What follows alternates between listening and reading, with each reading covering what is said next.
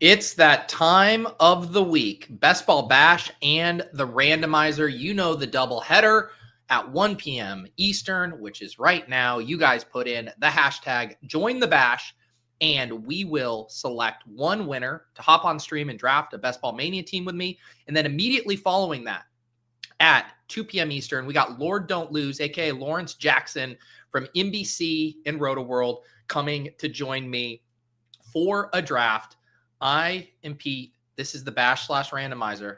Let's do it. Welcome to the Best Ball Bash. We are throwing a party. One of you guys in the chat will be hopping on stream to draft, and then we will split the $2 million prize. We are in the 2020 Honda Civic. I think we got to lock him up. You're going to be able to get us Jalen Knoll to fall by staring them down in the eye right now. That's exactly what I'm trying to do, Pete. Lock him up. That's my kind of guy. I am going to need a howl from you. Hopefully none of my neighbors mind.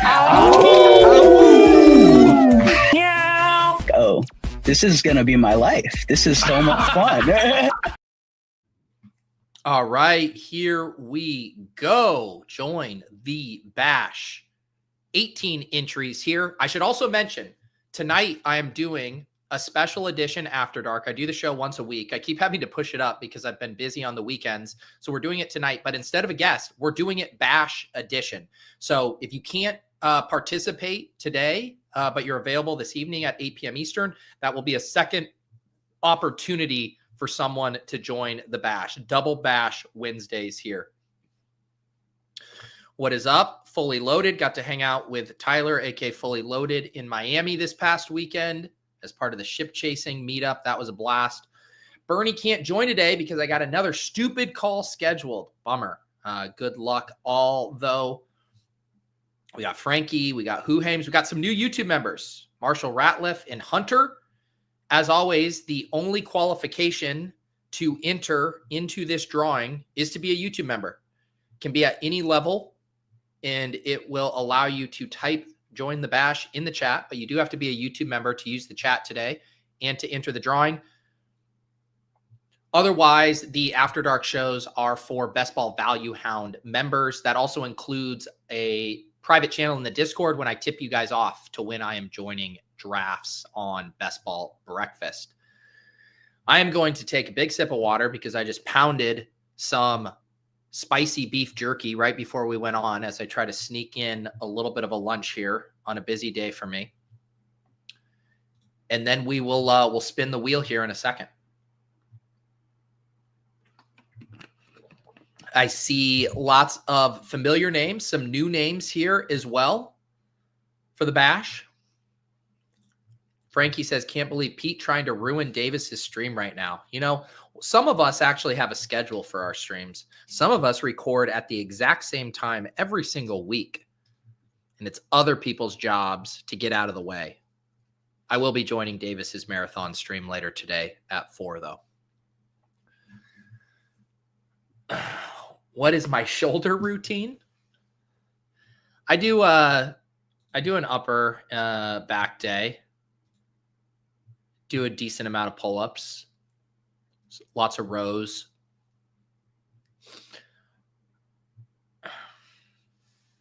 Let's see, what type of spicy jerky? You know what? I should pull it out because, and then we're going to do the drawing.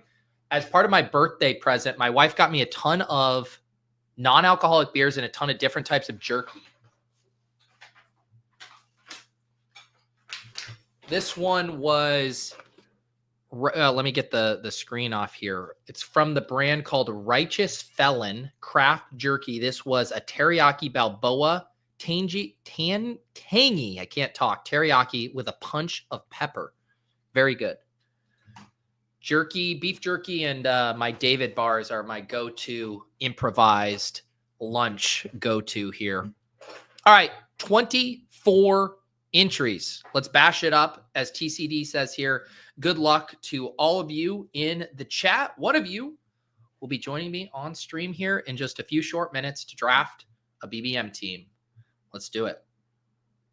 Cole O, not super familiar with this username. So we will be meeting a new person here. Cole, let me know, where will you be contacting me? If you could drop your Twitter has been a good one, or Discord works as well. What's the best way for me to get you this link to hop on and join?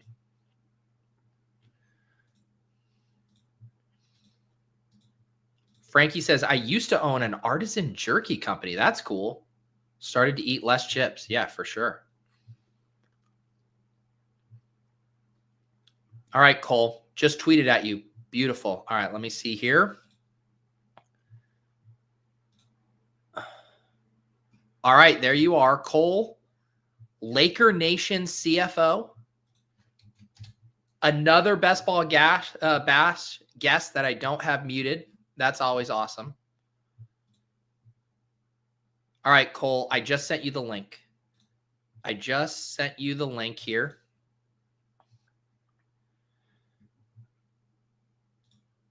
Oh, that is nice of Brett here, gifting 5 YouTube memberships. Thank you for that, Brett. If you received one of those memberships, be sure to let Brett know that you are appreciative. And we will get Cole hopping on here in a sec. I'm looking at Cole's Twitter feed. Looks like he had a heartbreaking BBM beat. Week 16, he missed out on the finals by less than a point. Oh, man. Oh, man. That's brutal. Definitely a Laker fan. Laker Nation CFO. That checks out. Only a few tweets here on the timeline. So we are going to learn about Cole here in a second. Praying for my good vibes karma. There you go. Yes, that's the number one way to get good vibes. Gifting YouTube memberships there. It certainly can't hurt. It certainly can't hurt here. Like I said, after this draft with Cole, we're going to have Lawrence Jackson from Roto World. He does a lot of video stuff with Matthew Berry.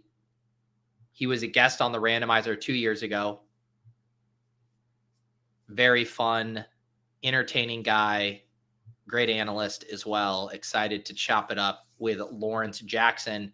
And man, it's crazy. I got my schedule here. I mean, this is our 4th to last randomizer and bash.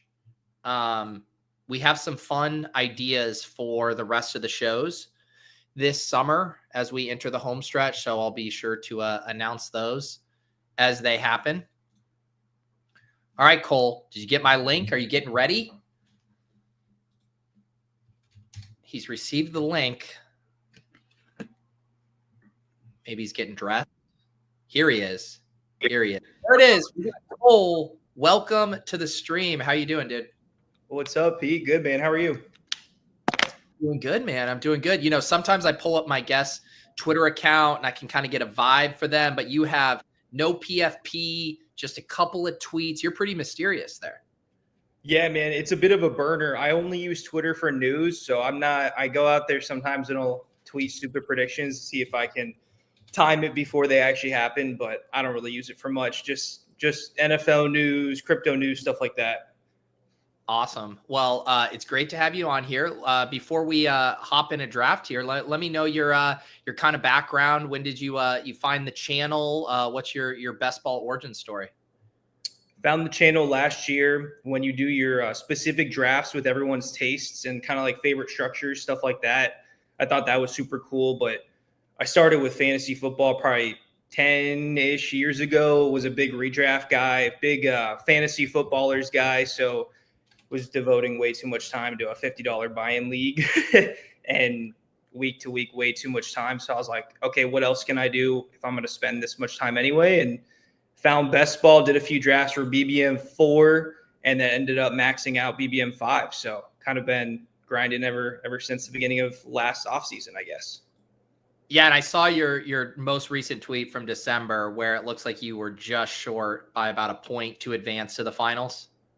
Yeah, that team was really nice too. I think it would have been a top 40 team in the finals. I did the math, but basically Achane and Tajay Spears were on that guy's team, and they both had like 70-yard breakaway touchdowns at the end of the game. So he certainly got blessed for sure. Man, that is brutal. We've all been there. It was 2 years ago. I just needed like legit one single CMC touch to get in, and I think they had first and goal from the one against the Ravens, and he didn't go in. And that was the year I streamed all 152, so it was a streamed draft too, and I just wanted a team in the final so bad. Man, we just have to enjoy this time right now where it's all hope. And it's just all promise, because we're all going to get our dicks kicked in come December. Dude, right? I look through my teams every day. I'm like, wow, every single team looks great, but they're not going to be. Where are you based out of? I'm actually based out of California right now, and I'm in the middle of moving. So it's funny, the week that I get selected, I'm super busy moving right now. But yeah, California. And I guess that checks out, because your Twitter handle is Laker Nation CFO. I take it you're a pretty diehard Lakers fan. Yeah, I'm a Lakers fan. I'm actually a Ravens fan for football. We didn't have an LA team when I was growing up, so we got the Rams after I'd already picked up football and everything like that. So I had some family out in Baltimore, Ray Lewis guys. So that's where my fandom is there. That's what are your take on this current state of the Lakers? Is LeBron staying or going? How do we feel? Kind of been avoiding it, to be honest with you. I don't know. I still think we'll be pretty decent next year. I think LeBron will end up staying, and I'm just waiting for them to make a real move. I feel like we've had two quiet off seasons. We got to make a trade or something. Yeah. Yeah, I mean, you got the Luka trade, but at least last year it was not enough. But we are in a Best Ball Mania draft. I have now cleared over 100 drafts. I think this is my 101st or 102nd that you'll be joining me for. We got the 104. How do you feel about that draft slot? Pretty solid. I'm a big wide receiver bro right now. I feel like last year was kind of an outlier. I think I'm more of a heavy zero to hero RB drafter, so would love to lock up a receiver here if possible. Nice. Yeah, we should be in the sweet spot to do that. You're generally going to have one of Jefferson or Lamb available there, unless there was a crazy Bijan fall. Are you spooked at all about the Jefferson soft tissue stuff? A little bit. I'm trying to figure out my stance on it now. I mean, I've seen him fall to 6 to 8 in these rooms. I feel like that's ridiculous. But I mean, I certainly prefer CD. I don't know if I prefer any of the other receivers though. Aside from that, is that Nakua that just won second overall? Wow, Nakua goes 102. Okay, so we are going to have some nice options here. So yeah, you can take Lamb or Jefferson. You got a preference? Probably let's just go Lamb. Play it safe. Let's do it. All right, we'll get CeeDee Lamb here to start us off. So you're a Ravens guy, a Lakers fan. What other contests are you playing on Underdog? What has your volume been like this summer? Yeah, so I'm actually really big into the Eliminator. That video you did help me a lot with my strategy as well. I was going to do 100 of them, but once this move came up, I'm only at 50 right now, and I've kind of tempered it off. I'm 115 into BBM, so I'm just hoping to make sure I finish that out through this move before the season starts. How old are you? I'm 24. 24 years old. Are you a single dude, or do you have someone in your life who has to observe all of your best ball play? I'm actually engaged, and ooh, okay. First year she wasn't that big of a fan. Now she loves it. I do 2 drafts with her, and I'll give her 4 players and let her pick a name, and that way she has a couple teams she could follow. So that's our. There you go. That's the smart thing. You get them involved in the hobby, get them hooked, and then you got a pal to sweat with you, and then they know what you're doing. I think our guest last week was engaged. He was having to remember to say fiance. So man, look at this. You get engaged and then you win a spot on Best Ball Bash. Is that what people need to do? Want to get on the show? Is get engaged? Is that the skeleton key? I think so, man. I think everyone should do it. It's a great time. So we start CeeDee Lamb in this draft. We did get the rare Puka Nacua signing at 102. Nothing else too interesting here. Joel does get Genty to fall to 15. Everybody getting kind of a slight value just because of the Puka push up here. Let's take a look at the available picks here. 2 picks away. Lad does go. And then we're going to be looking at like JT, Tyreek, Bucky, Chase Brown. Anything jump out to you there? Tyreek right here. I would have gone JT. I don't know. I haven't been able to click Bucky that much this offseason. That offense feels like a trap due for regression. I'm a big Bucky guy. I feel like Rachaad White's a much better value in that backfield than Bucky is. I can't get there with him at 22 overall right now. Yeah, I think that is hashtag fair. I'd taken a lot of Bucky early, but now I've been doing a little bit more Chase Brown and Josh Jacobs. I think the Chase Brown outlook is definitely improved. And then, Jacobs, like the Marshawn Lloyd stuff, continues to look shaky behind him. Just feeling pretty good about those guys. So I don't really fault anyone for tilting bets away from Bucky there right now, specifically because we had just been drafting him all summer long around that price. All right. We are back up. It looks like by ADP, Jacobs, McBride, Harrison, Garrett Wilson. Are you a true zero RB, bro, or you want to go Jacobs? No, I like Jacobs here. Let's at least lock up one. I think the upcoming pockets have some good receivers for us as well. Yeah, I mean, Jacobs falling to 28, nice little ADP value there. Let's talk about Tyreek. I've seen him falling a little bit. People are just kind of spooked by him being like a wild card. He continues to kind of talk shit about people in his own organization. Seems like very volatile, but you're still good with Tyreek. Yeah, I just don't know if there's much better bets at this range in the draft. I mean, this is a guy that was drafted as a top 5 pick last year. The talent still appears to be there from what we see. And then, I mean, the trade rumor to the Commanders doesn't seem like a bad one to me. I think he'd slot in wide receiver 1 over here. And I think kind of what I said about the Bucs, I'd say the opposite for the Dolphins. I mean, they had such a down year. I expect some sort of positive regression there. So I'm happy to take them. What do you do for work? I work in staffing, so I help people find new jobs. Okay, there you go. I might connect you with my friend Davis Maddock here, depending on how his season goes. Do you have any connections at State Farm? I don't do insurance. I do IT. Okay. So are you one of the people that send a million LinkedIn DMs, or is there a difference between staffing and recruiting? So no. So there's internal recruiters and there's staffing recruiters. So I'm extended out. So like for me, IT is a niche industry. So HR kind of has trouble finding qualified IT. They don't know what they're looking at. So I'm hired on to be the subject matter expert to help find that top talent for them.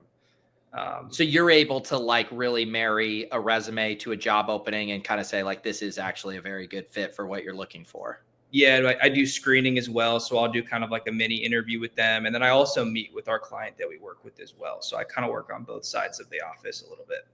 Okay. Have you ever seen anything pop up on a resume about, finished 9th in the Puppy 4? Any best ball bona fides pop up on those resumes? No, nothing like that. But I definitely would love to do something recruiting for Underdog or something could be cool. You know what I mean? Get involved in that. That could be cool. For sure. What is going on? All right, let's see here. We're about to pick. We got Jacobs, CeeDee Lamb, Tyreek Hill. It looks like George Kittle's going to fall to 45. No, that this person doubles up on tight end. Interesting. Hurts, DJM, Devontae, Sutton, Cook. What do you like? I go Jamison Williams here. Okay, let's do it. Yeah. JMO, the drumbeat is loud. You hyped about his expanded role this year? Yes, I'm actually 0% Amon-Ra St. Brown in Best Ball Mania right now. So wow, how many teams deep are you? 115. So, okay, then that's a huge stand. That's a big fade. Yes. So my bet is Gibbs and JMO to take over that offense this year. Dude. And I'm who do you then you must have a pretty big percentage of what? Brian Thomas, Nico Collins, somewhere else if you're always passing on him? Surprisingly, no. Sutton, Walker, Devontae Smith, Chuba, Waddle. Scroll a touch. I'll take Ridley right here. Okay. Sweet. Let's talk about the that fade, and then we can get to Ridley here. So yeah, who are you taking then over him? So I actually also have like 4% Genty. So I kind of fade both of them most of the time, and I love to pull up Achane and Derrick Henry. Nice. I think the Ravens are going to be more like they were 2 years ago, where they're blowing people out. Defense is a lot better. Second year with the DC, and I could see Derrick Henry having 20 touchdowns and just playing from ahead a lot. Unbiased fan, of course. I was just gonna say, man, it's so funny. You know, it's like we get all these takes, and then it's Derrick Henry pulled up by the Ravens fan there. Do you have any other, like, what is your most drafted player? If you have a 0% Amon-Ra, I bet you have a pretty high stand on someone else. Let's see. Most drafted right now is Rome Odunze, Matthew Golden, George Pickens. Okay. All right. I like it. I like the Golden Pickens. Odunze is kind of one of my fades. I've been pretty spooked on him. Are you getting spooked by all the Caleb Williams sucks camp chatter? No, but are you in on DJ Moore? My biggest exposures are on Loveland and Burden. Okay. Let me see. So Rome, you can see here. I'm out in BBM. I'm at 1.1%. So I am light on him. DJ Moore, I think I'm more like 6-7%. I made my bet on Loveland and Odunze for that offense. So my stance is just top 10 pick. The talent's there. Maybe he breaks out year 2. Yep. And DJ Moore wasn't great last year, so I'm kind of hoping for some regression continuing there. And Odunze breaks out, Loveland breaks out. I get kind of the younger, cheaper pieces of the offense. What do you say to this? This guy says he's a 0 RB and that he pulls up Henry, just saying. So yeah, we need to know, are you a 0 RB piss boy or are you a high T Derrick Henry drafter? Which one is it? So maybe it's not full 0 RB. It's more hero RB. I like to have 1 to 2 RBs by like the 8th round. And then I'll just take some handcuffs from there and kind of bet out that I get enough points early season. But I do have, I have enough RB exposure to the first rounds, but most of my teams are built as we're doing them right now. 4 receivers, running back. It's more about who he is as an ideological drafter. People want to pigeonhole you into a stereotype. So that's what I'm just helping people out with here. We're about to pick at 69. Nice. We got our 4 wide receivers up top and Jacobs as our anchor. By ADP, Debo, DeAndre Swift, Addison, Judy, Jacoby, Montgomery, Igbuka goes. Who do you like here? Is Pearsall still on the board? Let me see. He's gone. I probably go Debo here. Yeah. I started off in the fat Debo camp a little bit to start the summer, but I've kind of come around to the cheaper piece of the offense and think manufactured touches, Terry holding out. Someone's got to get the ball if that offense is going to be good. So I've kind of come around on Debo a little bit. Yeah. That's how I am too. And then you even layer in kind of the Terry McLaurin stuff. I think ultimately it'll be a nothing burger, but if something does go south, like that clearly benefits Debo. But yeah, I've been in on it. I just want to keep it simple in that I think Jaden Daniels makes everyone around him look very good. And I think he's going, how they say the camera adds 10 pounds. I think Jaden Daniels is going to make Debo Samuel look 10 pounds thinner is kind of how this is going to work. I like it. Do you think Jaden has any chance at that year 2 kind of negative regression Stroud had? I don't think so, just because he's a more dynamic player than him with the rushing too, whereas Stroud was a little bit more limited there. DeAndre Swift is the faller here. He comes back. Addison also, the drafters reacting to him. Laporta, what do you think? Yeah, we can go Swift here. Don't love anyone in this range right now, but I think we'll take the value, right? Yeah, I mean, this has been for me, like, I'm going to slurp the hell out of this Jordan Addison dip. I've been saying all along, we should have been counting him being out for 3 games. Now it happens, and he's going to regularly be a mid-7th round pick. I'm going to draft him a ton. But the Swift fall on a team where we already have 5 running backs, I think that was the play. Yeah, I'm right there with you on Addison as well. I actually have like 2% right now, and I was just waiting for the suspension to hit to start grabbing him in the 70s, 80s when I can get closer to at least the field. Yeah, this is going to be a nice buying op. So the team so far here, Frankie, is CeeDee Lamb, Tyreek Hill, Jamison Williams, Calvin Ridley, Debo Samuel, 5 wide receivers up top, Josh Jacobs, and then grab DeAndre Swift there at pick 76. I'm with you. I haven't been drafting a ton of Swift, but in this spot of the board, because the issue with going Addison there, who I love, is just like we're done at wide receiver. It's nice to keep like 1 wide receiver slot available for some backstacking or correlation reasons. So I think that was the move. Yeah, I try and go 3.573 or 3.663 as much as I can. If the path deviates, the path deviates. But I think my advance rate will be lower, but the teams that get through will have a better chance of advancing, I'm hoping, at the end. So I think the triple onesies can be a have your cake and eat it too thing, where it can boost your advance rates and then also give you the uniqueness benefits in the pod for sure. In quarterback wise, we have tons of outs. Dak, Tua, you could do Love with Jacobs, Goff with JMO, Cameron Ward with Ridley. Obviously, Jaden Daniels is gone. Caleb with Swift. So, that's the nice thing too about this ADP landscape for quarterbacks is with these starts, you have a lot of stacking options here. One of my big stands has been trying to force the quarterbacks in this major quarterback window. So I've been pretty away from the elites and trying to just grab my stacks here because I think a lot of these players in this range that aren't quarterbacks are very dead zone-y. I mean, the Trey Harris, the Cooper Kupps, I mean, these guys aren't the most appealing players, at least to me, in the world. So avoid the lanes. Yeah, and there's just such this is kind of like a capitulation range, what I would call here. It's like you're desperate for a wide receiver, so you pull up a wide receiver. You feel like you're desperate for a running back, so you're like, I guess Travis Etienne. Like none of it feels like the appropriate value. It's just there's a vacuum here of picks need to be made, and if you're not doing quarterbacks, then it doesn't feel great. Let's see here with quarterbacks. I don't know if there's something specifically here. There's Brian Robinson, Jordan Mason, Jalen Warren. What do you think? Let's grab B-Rob. I love that. Yeah.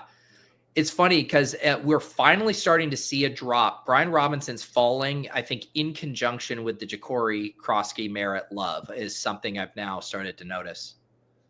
Yeah, I'm not a big Ja'Cory guy yet. It's harder for me to get around on those late round NFL draft picks. I think they still said he's 5th on the depth chart.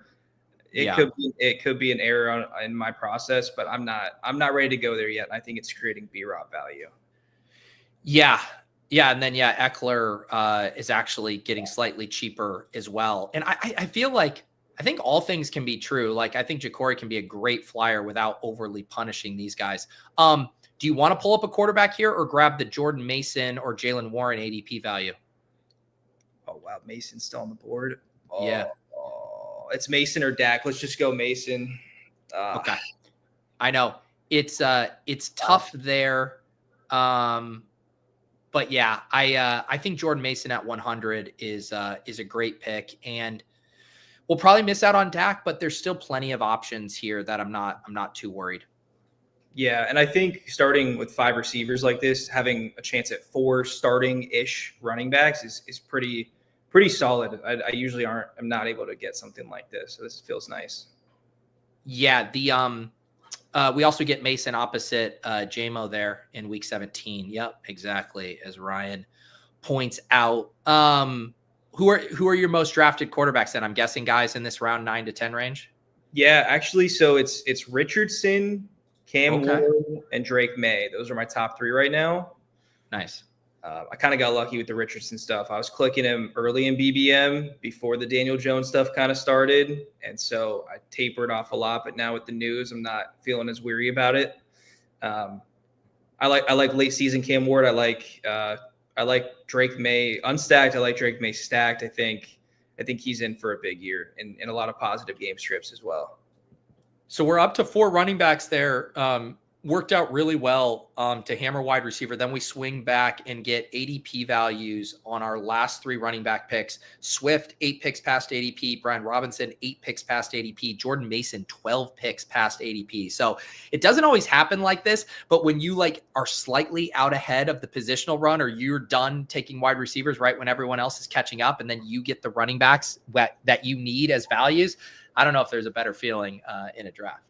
Yeah, one thing I'm noticing that I'm scared off right now on our team buy, and I'd love to hear your thoughts on this. In terms of previous best ball winners, how far into what has happened before do you care about for the future? So a rookie receiver always being on the winning team. I've been trying to leave every draft with a rookie receiver. Where do you kind of lie in that stance? Yeah, I mean, I think there's a macro trend of why that has happened, but I think it's still small sample noise. Like I would still like if you were to tell me the odds of like a rookie wide receiver being on the winning Best Ball Mania team, I would say, I don't know, maybe like 65% chance, but that doesn't mean like I want to do it 100% of the time, Okay. But I think it makes sense of like, what do winning Best Ball Mania rosters have? They have players who break out or whose production spikes at the end of the year that are also unique. So it's not necessarily something I would go out of my way to force, but it is interesting. Jared Goff could be. Push Goff. What is there? Detroit on the left side of the board right now? I'd go May, star May at the very least. May Goff.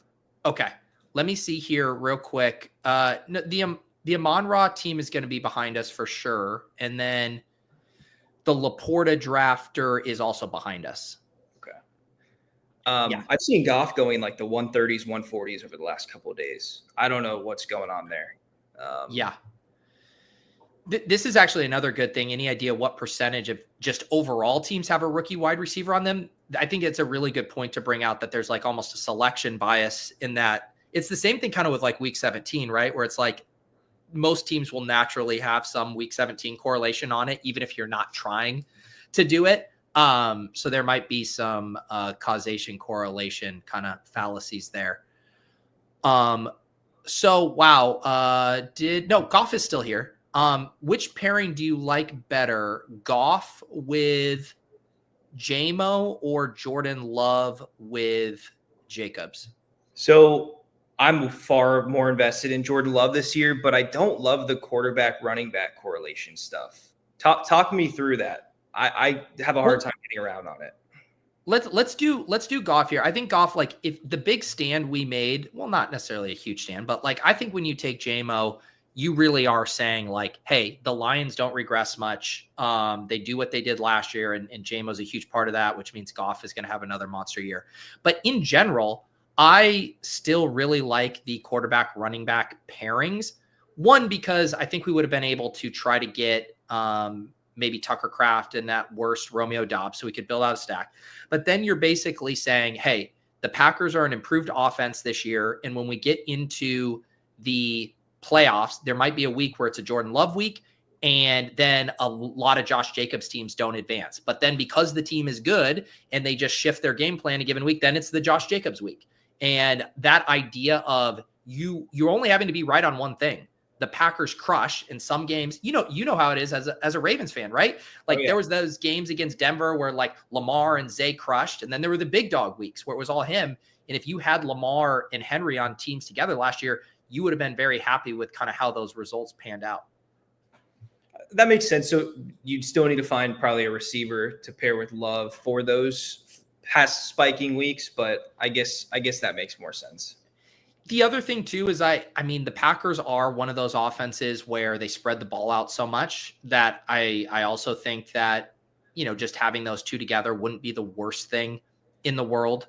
But yeah, I liked this call here. Ryan says Cole knowing to push Goff is strong stuff. Boy, is dialed in. That was a very good read there, knowing you wanted May and that Goff would not come back around. So very nice call there.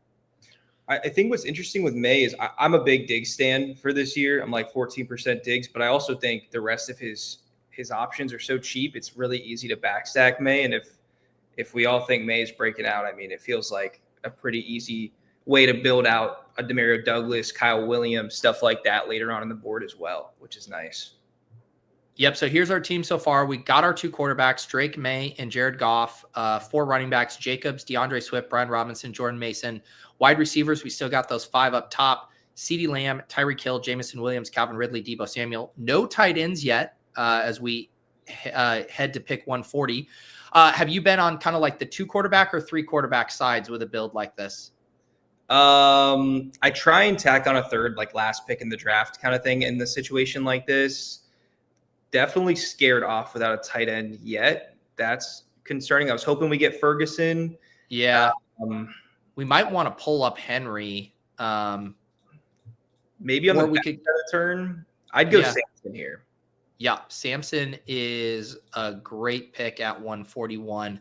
Let's go ahead and grab him. Yeah, there's a team behind us with 2 tight ends. There's one team that just has Kincaid, and there's another with 0 tight ends. So that could get a little sketch. But I agree with you. Let's grab the better pick, and who knows? Maybe you get 4 tight end curious on this team. I don't know if I'm gonna be able to do that. See, that's I get it. I get it. Trust me, that's only for the real freaks out there who would want to entertain that. So yeah, Hunter Henry does go to the team who does not have a tight end. So let's see what we're looking at here. Trey Benson, Jaden Blue is pretty fun. What receivers still on the board? Who? Receivers? Quentin Johnson, Joshua Palmer. I'm just going to quickly put in Blue, but tell me a name here. I go Cedric here. Tillman. Okay. Let me see if I can get him in time. Fuck. I didn't get it. All good. I'm sorry, dude. I was we were short there. I was thinking if we're not going to capitulate to tight end, this is kind of like the last wave of running backs, and we also have CeeDee Lamb, and like the blue stuff has been pretty bullish today. So I was just trying to find something there that made sense. Yeah, I like Blue. I was kind of struggling with that whole backfield, but I think if I had to pick one, I'd definitely start taking Blue. He's already shot up the board a lot. I'm seeing him in like the 120s, 110s the last couple of days. Yep. All right, man, we're going to need you to roll up your sleeve, and we're going to have to get creative with tight ends. Yeah, that Ferguson snipe and the Hunter Henry snipe was tough. We also saw, Goddard goes a little earlier than he normally does. Pitts went a little earlier than he normally does. We don't have any tight ends to correlate with our quarterback, so we're just going to have to take a mixture of some production and some flyers here. Yeah, I have one up my sleeve that I'm hoping is there for us. I won't say his name yet, but I think it'd be a nice value for the team if we can grab him. Yeah, talk to me. I mean, we didn't get him, or maybe you don't want to talk about him because he's still on the board. I guess small chance he could come back, but you're in on Tillman here. Yeah. I mean, I don't mind Tillman as like a wide receiver 6. I've really struggled drafting Browns this offseason. I think I have 0% Jerry Jeudy. But I don't mind the Tillman bet this late as the wide receiver 2 if they're playing from behind a lot, for sure. Yeah, you have some interesting. Yeah, it sounds like you really like to pick your stand on an offense, like as opposed to being like, I just want to bet on the Browns being undervalued. You're pretty like choosy and picky with the players on the teams within it. Yeah, I guess it's relative to their cost, right? So like Jeudy at 66, I'd rather have Pearsall, Diggs, Ekbuka, Golden, any of those guys, and he goes around earlier. But in the Tillman range, I can kind of see the upside case of, just the talent there, the offense, the situation, all that stuff. So since we last picked, the 2 tight ends to go off the board are Likely and Strange. Let's get the board up here. Some decent tight end options, I suppose. Tillman still there as well. And I was just curious on this new price. Yeah, Keenan Allen went. Did Keenan Allen just go? When did he go? I was hoping for Likely to come back to us. Okay. I've loved picking that up. Yeah, for people wondering about Keenan Allen's new price, he just went 138. All right, we're back on the board here. K-Dot and Jonnu, the tight ends. A wide receiver, QJ Besh, Thielen, Wan'Dale Robinson. Who? Otten. All right, let me get him in here. We'll grab Otten as our first tight end there. We get the week 17 Oppo, Tyreek Hill. And yeah, we're just going to have to reach ahead on tight ends here. It is what it is, but we'll build out this room here. What do you think about Stafford? Look at this stumble. Yeah, he's been falling more. I mean, people are getting more and more concerned. I don't know if I like naked Stafford. I think I would just prefer Richardson. Like if you wanted to go with a third quarterback here, Stafford does go. Tight ends, Jonnu, Gesicki, Taylor, Arroyo, Chig, Jatavian Sanders here. Wide receivers, Wan'Dale, Dante Thornton. Richardson goes. What would you like to do? Ooh, okay. Let's go tight end then. I would have taken Richardson, I think. Let's just grab Jonnu. I think he's probably a touch undervalued right now. Yep. I'll wait to say it. We'll figure it out when it comes back. Some nice correlation there. Jonnu opposite Dylan Sampson, and then opposite our Detroit stack in week 15. So we get Cade and Jonnu, and we are going to catch up here at tight end. I like it. I like it. We got some suggestions in the chat here for tight ends. Ryan says, stay calm and carry on. Lots of great late tight end options for a 3 tight end build. And Frankie Dash is getting real galaxy brain. He wants a Darnold backstacked with AJ Barner and Torrey Horton. You're sick. You're sick. What other, you mentioned trying to look back on winning teams and like, where are their trends? What are the other things that you're interested in replicating? So the 3 tight ends, I almost exclusively try and do. I know we've had, I think it's 1 winner with 2 tight ends. Maybe I'm wrong on that, but there's been a couple. Yeah, they both featured. So BBM1 was a 3-4-9-2. I know this because I'm actually working on a video about this. Actually, the first 3 BBMs were all 2 tight ends, and the last 2 BBMs, BBM4 and BBM5, were 3 tight ends. Okay. So I've been 3 tight ends. I've loved the stats coming out on simulations for the 3 quarterbacks. I kind of mentioned that earlier. Yeah. I try and veer towards at least 1 rookie RB. For some reason, I'm finding that harder this year just because they're so pushed up the board and I'm so receiver focused early in the draft. So I've been enjoying the Jaden Blues, the Dylan Sampsons, DJ Giddens, even a little bit at the end, Jarquez Hunter, guys like that. To try to stack rookies, but not overstack the position. So like I'd love to go 1-1-1-1. 1 rookie at each of the 4 major positions and bet on a breakout everywhere. Yeah, I mean, you mentioned it being a little hard, but on this one, Dylan Sampson, Jaden Blue, I think 2 of the like most fun rookie bets. But yeah, I was writing about it in the Fantasy Life newsletter today when I was talking about Jaden Blue, but I just think this year is going to be defined almost specifically by the rookie running backs. Obviously, you have Genty and Omar and Hampton at the top. We got like the Scatabo Teutons who are interesting. We now have the Samson Jaden Blue range, and then all of these rookie running back risers. It's pretty fun. All right, we are back on the clock here in a second at 16-9.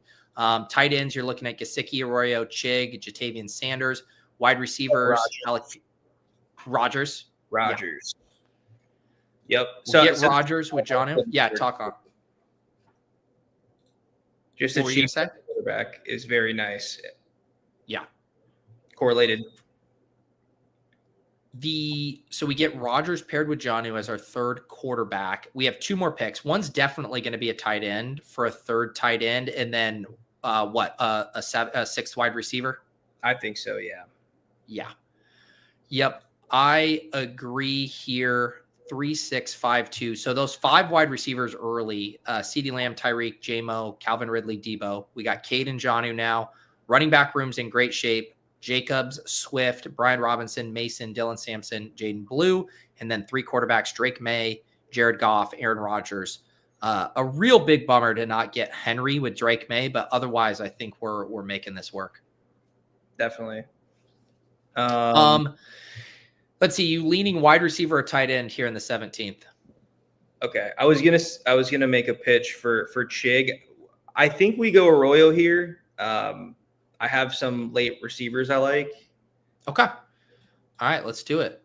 I haven't been taking a ton of Arroyo, but it's partly because he tends to go a little early, and we get him at 196 here, which seems like nice to get an upside option in this room here.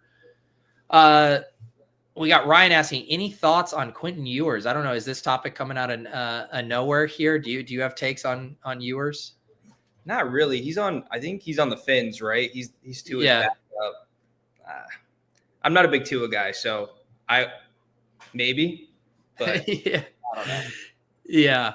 I don't think that. I think if it's Ewers time, then all of our Dolphins picks are going to go down in spectacular fashion. Let's think what we want to do for wide receiver here. There's some fun options as far, obviously Calvin Austin correlates. There's Tesla, if you would do him with Goff.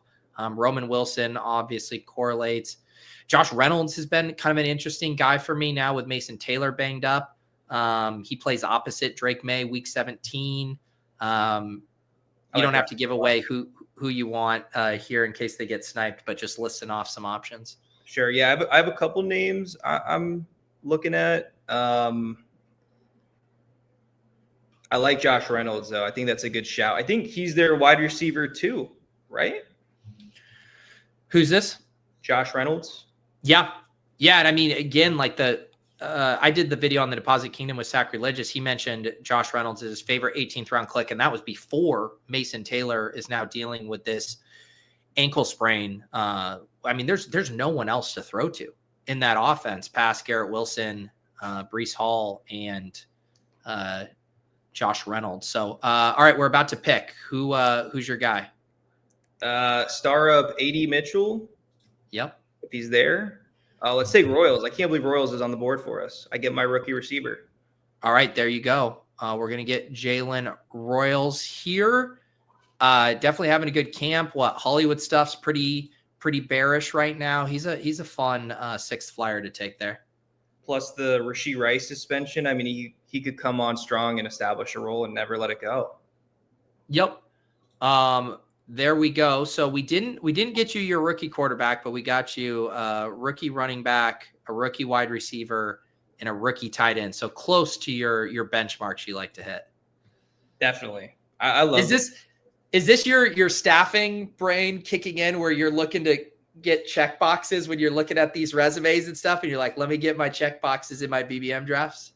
A little bit. I think that's why I like the videos that you do with the people that come on with their takes and then doing the checks next to all of them. I'm always kind of analyzing the board and trying to figure out how to get those mental check boxes going. I like it. Well, this was my 102nd BBM draft here. I'm going to get this typed in and we'll recap the team and get your thoughts. And then in a little bit, we're going to have Lawrence Jackson joining for a randomizer team. So we got Bash with Cole O here.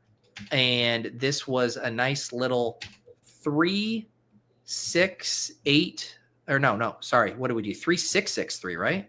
Yep. 3, 6, 6, 3. Drake May, Jared Goff, Aaron Rodgers, Josh Jacobs, DeAndre Swift, Brian Robinson, Jordan Mason, Dylan Sampson, Jaden Blue, CeeDee Lamb, Tyreek Hill, Jameson Williams, Calvin Ridley, Deebo Samuel, Jalen Royals, Cade Otton, Jonnu Smith, Elijah Arroyo. How do you feel about this squad? I love everything outside of the tight ends. I think the RB room is very strong for my standards compared to what I usually end up in with the 3-6-6-3. The quarterbacks are good enough. The receivers are really nice. I think it really comes down to the tight ends. Maybe we get an Elijah Arroyo breakout on that offense, and this team's off the races. I don't know. Yes. I'm the same way as you. I think everything here came together fairly nicely. The only thing that sucked, like if this room has Hunter Henry and you're able to do like Henry, Otton, Smith, or something in there, and then you get the Drake May stack, everything comes together nicely. But that Rodgers Jonnu pivot, I think, was really nice. I liked how we just are leaning on those top 5 wide receivers and then take a big upside swing there. And yeah, like this is a fun kind of like anchor RB room with Jacobs. You play Swift and B-Rob, who the market's now obviously excited about backups in those spots, but they could definitely win and hold on to those jobs. Mason at pick 100 is a nice value. And then 2 of the best rookie running back bets, in my opinion, there with Sampson and Blue. Yeah, and I've kind of tapered off on Sampson. I was getting really lucky kind of in my synopsis of the Browns. I was taking a lot of Sampson in the 200s as the pass catching back on the team. So I have a ton of cheap Sampson, and I was really struggling in the 130s. But I think the settling value and the Judkins news makes it a lot easier to click him now.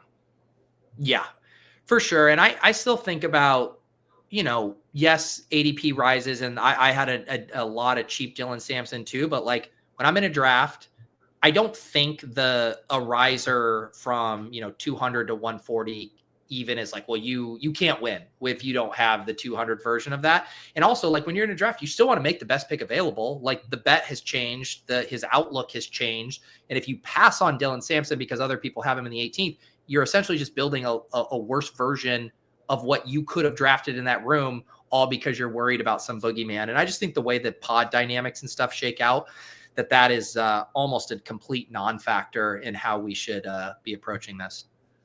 Yeah, agreed. We also got the nasty little Cleveland Pittsburgh Week 17 stack on. Yeah, the toilet bowl, man. They can't keep us down. Yeah. What other correlation we had? If I look in here, we had some nice stuff with Detroit. We get Detroit opposite Jordan Mason Week 17, and then opposite Pitt in Week 16. Did we get a Raven for you in here? I don't think we got a Raven.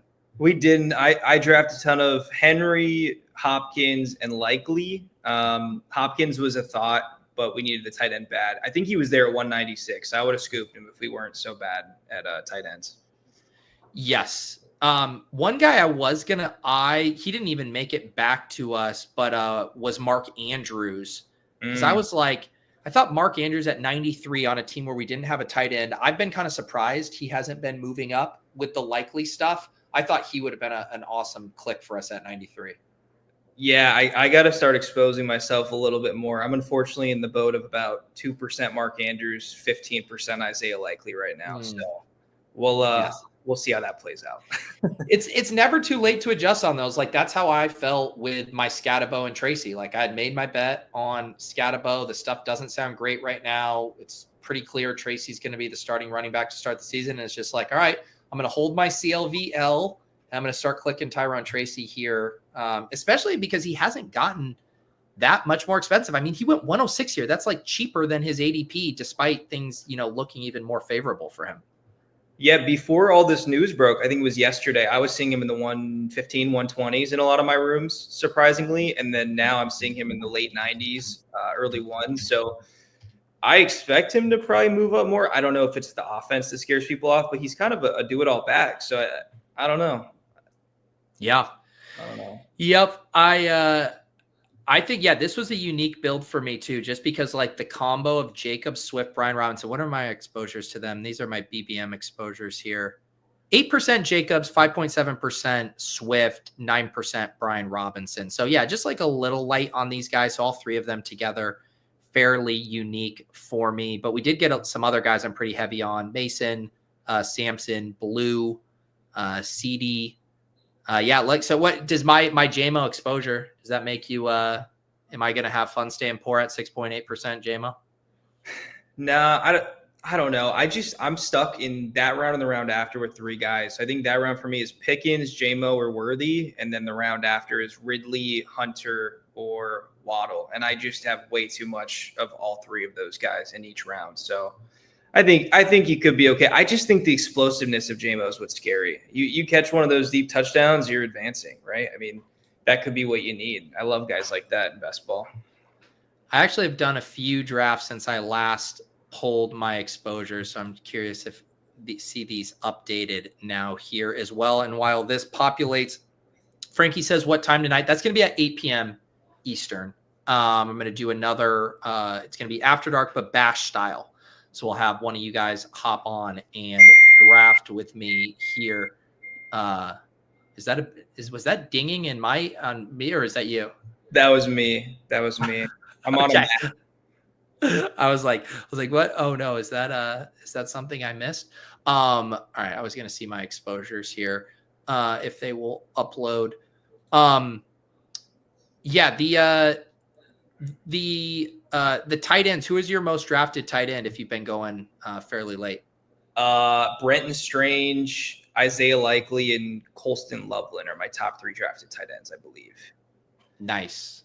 We almost had Strange there. I thought he was going to maybe come back, but he did not. Okay, look at this. I'm up to 7.9% JMO after we refresh. So I'm getting toward at least even with the field for you guys. Where are you at with Amon-Ra? Do you know? Let's see. Amon-Ra, my exposures are so boring. I mean, this is BBM only, so I like looking at that when we're doing BBM drafts, but let's see. 10.9%. Okay. 10.9%. So not the full fade like you got going there. I don't have the balls for that. This is my one that's killing me to look at right now is this Khalil Shakir. That one just is no fun for me at 16.8% because now everybody where did he go in this draft? Shakir went pick 80. So, I mean, he needs to fall a little bit more. I think. I mean, I forget who I was talking to yesterday. Maybe it was John on Off and On the Clock. Like, who would you take right now in a draft straight up, Shakir or Keon Coleman? I'd probably go Coleman for the talent and the upside, but I was way bigger of a Coleman fan than I think the experts are. So I don't know. I mean, I've been trying to warm up to him even before the Shakir stuff. And now I think it, paves the way for even more opportunity. I think Coleman's a really good click. I know Leone on a few of his podcasts has cited that a lot of the advanced metrics, like, we're not that different between him and Pearsall, but Pearsall is the one kind of getting elevated as the more trendy player when Coleman should be thought favorably. Oh yeah, I was with John yesterday when we were talking about Keon Coleman's still so young too, relative to a lot of these other even rookies coming into the league. Yeah, it's kind of like the Braylon Allen situation. Yes. Ryan says Frankie and I will have the beers ready for this evening. Glad to hear it. Huhaim says first fire drill on the bash. Do you work remotely with all your stuff? I do. I'm on my lunch break right now. Okay. Well, there you go. That works out well to be able to. Is that when are you able to get a lot of drafting time in? I find time for it. It's okay. My goal is to get one done per work day and then maybe 1 to 2 in the evening. And that way, instead of interfering with my relationship, it's at a different time of the day. You know what I mean? I like that. You got your system, you hit your benchmarks, you get your daily draft in. Well, it was awesome getting to draft with you here today. Cole, anything else you'd like to shout out or plug before we bring on my my randomizer guest here?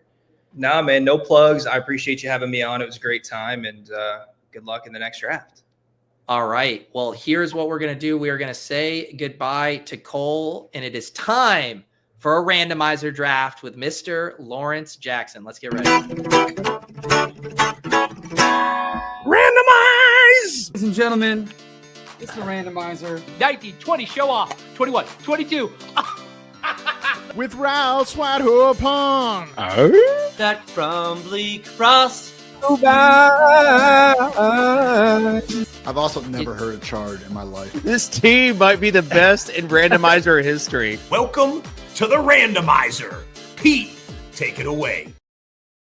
All right, Lawrence Jackson, welcome back to the randomizer, my dude. How are we doing? Man, what's good, Pete, man? I'm glad to be back on here, man. I appreciate it. I'm just letting you know I ain't got no writing utensils, and I ain't calling Matthew Berry on the damn phone. I did see your writer. You said, hey, I'm now a veteran of this show, and I have some hard and fast rules that I will not break. Look, here's the thing. Every prompt, it comes with a punishment. You never have to do anything you don't want to do. You just might have to take a player you don't want to take. You know what I mean? And that's even worse. I will say here, we got 5 more spots if you want to hop in this draft with us. This is just a private 12-person contest. We're not going to do anything funky in the main contest here. So get in that $3 draft, and then we'll be off to the races. The wheel is packed and ready to go. But Lawrence, how's your summer been going? You feeling amped for the start of the season? Yeah, man, it's good, man. I'm just getting ready for the season, getting all the random stuff together and staying out of people's way and doing the best to make sure they stay out of mine. I like that. What's the stuff that's making you roll your eyes at the people out there today? Any hot takes giving you making you frustrated? You know what? The hot takes going hot takes, but it's all about tweet volume. Yeah. Like how many times can you tweet in a goddamn day? Apparently a lot, dude. I wonder what people would do if they was limited to 3 posts per day across all social medias.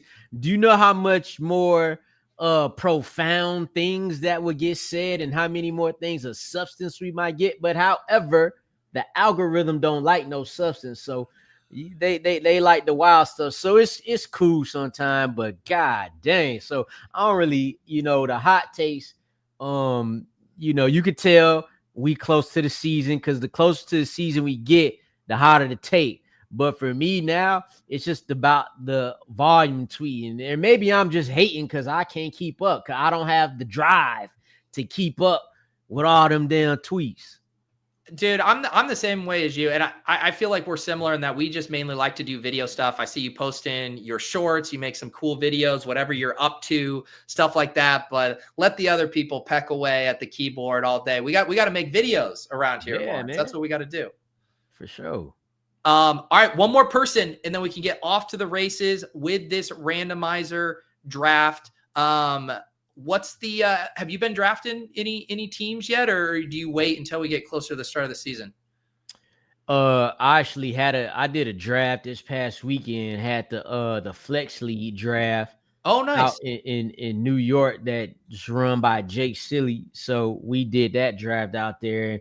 It was a super flex draft, Pete, and my quarterbacks is Bryce Young and Russell Wilson. So I'm ready to kick some ass in that league, baby. Oh, no. I'm ready.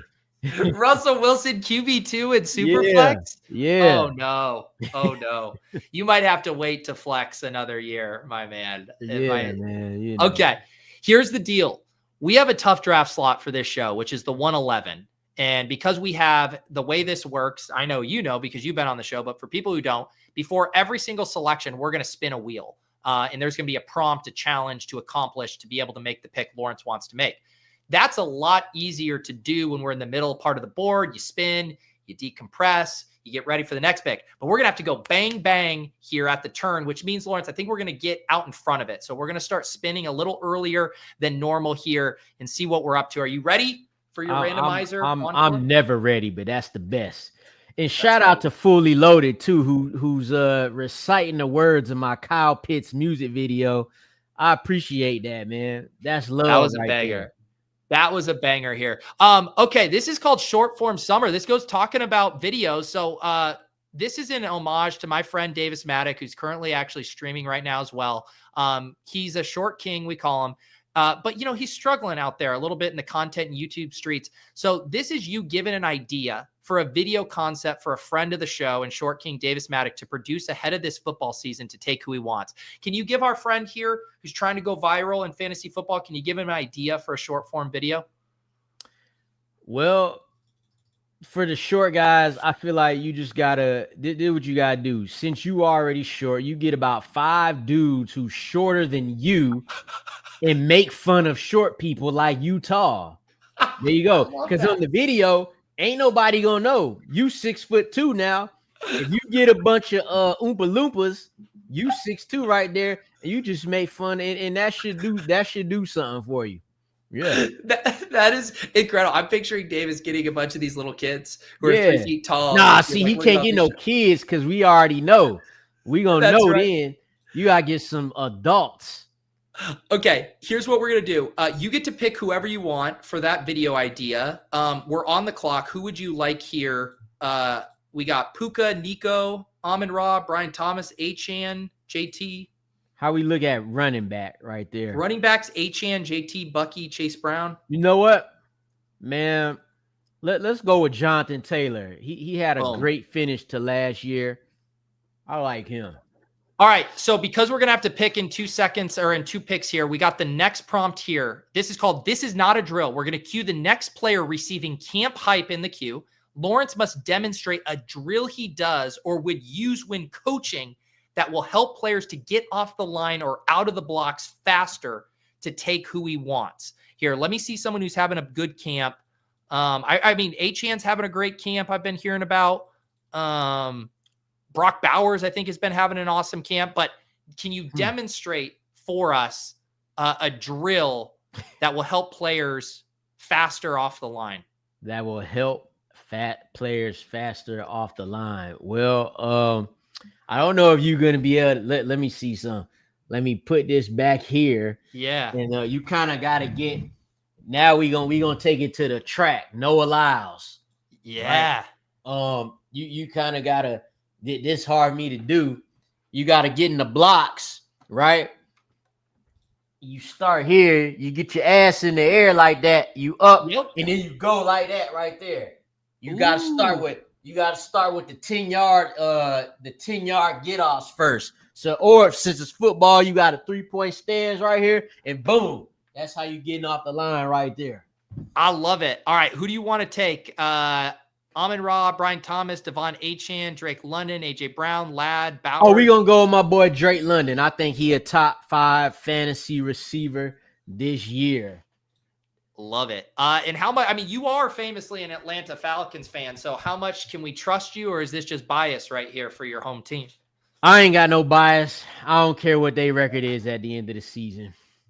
That's pretty much that's how this go. Now, if they get back to the playoffs, then you're gonna see me with some new gear. But nowadays, I just keep it, fair and square. But yeah, man, Drake London, Michael Penix. I think that's you're not gonna see me talk about Kyle Pitts today. You ain't gonna see that today. All but right. Drake London, I hope I ain't just say Drake made in. No, you're good. Yeah. What about what's your read on like the Darnell Mooney stuff? Is that going to be pretty bad? You think he's going to be fine? Yeah, I think in short order it's probably a concern, but I didn't think they said it was going to be like anything long term. But I also don't feel like while Darnell Mooney is a great piece and he fits well in his role there, I don't think it's a major piece to the Atlanta offense. Like, you still got your receiver, your top receiver, you still got your running back. And so that's kind of the first two guys who that offense is gonna go through. All right. Yeah. Like they could survive without Mooney, I would say. For sure. And that, I mean, I'm just curious because I think that offense, like you, is going to be awesome this year. I think London's going to ball, Bijan, Penix, but then I'm like, there's room for one more guy to eat. And if it's like, if Pitts is a flop, if Mooney's hurt, I'm like, what is going to be? Hey, well, look, you never know, man. Kyle Pitts is going on these little golf outings with Michael Penix, trying to get the little chemistry going. Michael Penix as Kyle Pitts, as a guy who doesn't catch a lot of touchdown passes, Michael Penix has thrown Kyle Pitts a touchdown pass. That we do know. It is true. All right, it is time to spin. We got to buckle up for this 3-4 spin. We're here with Lord Don't Lose, aka Lawrence Jackson. I believe this is a multimedia prompt that I'm going to pull up here. Jersey boys. I'm going to cue the next 3 Jets in reverse ADP order. And for each thing Lawrence can identify that New Jersey does better than Atlanta, this could be controversial, clear the top player in the queue. So it'll make sense for you once I pull these up here. Or actually, sorry, this isn't the multimedia prompt. Is this correct? This is a different one. Yeah. You just need to tell me things that New Jersey does better than Atlanta here. So that was my bad. So I'm going to put Braylon Allen, Justin Fields, Breece Hall. Man, better. What are 3 things New Jersey does better than Atlanta? For each one you name, I can remove the queue and then you can pick whoever you want. Does being better at driving bad count? Yeah, say that. Yeah, better at being an awful driver. Now, man, is this going to be hard for you? You can't concede anything to people in New Jersey. No, because I don't want to keep saying, well, see, Lou Dog, they have beaches. Atlanta ain't got beaches to compare it with, so I can't say that. And I don't be going to the beach like that, so it don't matter to me. And I don't want to just keep saying, oh, they're better at being mean, because then that means I'm not really saying they're better at something. So I don't know, Pete. Damn. I think you're about to get Braylon Allen on this team. I mean, I hope Braylon Allen gets some carries inside the 5. I love this. You could have made up 3 things and you refuse to give New Jersey any credit. I love that. That's an Atlanta guy. Crazy too, because I don't mind living out here. But what I'm finna say, Italian food, sure, but I don't care about that. I don't even eat bagels. Are you classifying bagels as Italian food, Lawrence? Well, they have it in Jersey. We wasn't on them bagels back in Georgia. Now, if they was talking about some fish fries, if Jersey was better at fish fries, then I would say something. But no. Okay. Well, we could get back to that. We got to make up for it with this prop. We're going to cue Wan'Dale Robinson on Instagram. You said you cited Wan'Dale as a player who might benefit from improved Giants quarterback play to take who they want. You're going to pretend like you're Wan'Dale Robinson, Lawrence, and you're going to call me, and I'm going to be Russ Wilson, your QB2 in the flex leagues, for their morning chat while both are on the way to practice here. Hey, what's up, Wan'Dale? What's good, man? Hey, nothing much, Russell. How is Sierra doing? She's doing great, man. It's just a great day to be great. I'm excited. I just bless the Lord so much. Having you out there and Malik, you guys are just such blessings in my life. We're going to crush this year, my man. Are you going to crush me some passes on that screen game there? hey, look, maybe if you start eating your veggies and grow 4 inches, we can talk. but you know, they saying you ain't got it no more, Russ. And since I'm, that underneath safe, comfortable receiver, I figure you should just get me the football, dog. Wait a second. Who's saying I don't got it anymore? The people on the internet. And they say you corny too. I don't trouble myself with the opinions of sheep. Okay. I'm a wolf and I don't go online. All I know is that the Lord giveth and he's gonna never taketh away. The Giants are going to the Super Bowl. And Wan'Dale Robinson, you're going to be a big part of not only my plan, but God's plan as well. Speaking of giveth, let's go back to Sierra. What do she be giveth to you? Hey, come on. Wan'Dale, I know that we're teammates and all, but I just got to know you and you asking about my incredible, beautiful partner. You're making me uncomfortable. And I swear to God, if you want your 4.5 targets a game, you better put her 4.5. If you're going to give me 4.5 targets, then what happened with your first wife, dog? Okay. Hey, this is enough. That's right. I'm going to go and ask the front office to trade you for a 5th round conditional pick. You got me there. I was having too much fun with that conversation, so I got you Josh Allen as the quarterback in the 4th. Is that okay? We could work with that. What is it? It seems like you are okay with Russell Wilson if you took him in the flex league. You think he can keep Malik Neighbors in this offensive flow? Oh, for sure. When you look at the quarterbacks he had last year in DeVito, who's still on the roster, Daniel Jones, Drew Lock. What's the guy name who always get a job? Tim Boyle. Okay. Yeah. And I've been going to a lot of the Giants practices, and a lot of the questions be like, well, when are we going to see Jackson Dart? I think Russell Wilson right now is nicely entrenched as the starter right now with no plans to play Jackson Dart in that capacity. I haven't seen Jackson Dart take a single rep with the first team yet. Nice. I definitely want to hear a little bit more about some Giants training camp stories in a second, but we are going to spin the wheel again. This one is called Life on Mars, (Hill). Cue the next Carolina Panther. Lawrence must recount a story from his playing days to take who he wants. Let people know what kind of football background you have. You got any good stories for us? Oh, man. From my playing days at at Mars Hill College, now University, the first game of my sophomore year, we were playing up. We're a Division II school. We played FCS Western Carolina, so we big underdogs, right? So most of the game, it's tied 7-7. I'm on defense. I'm a corner. We're playing good defense. They playing good defense.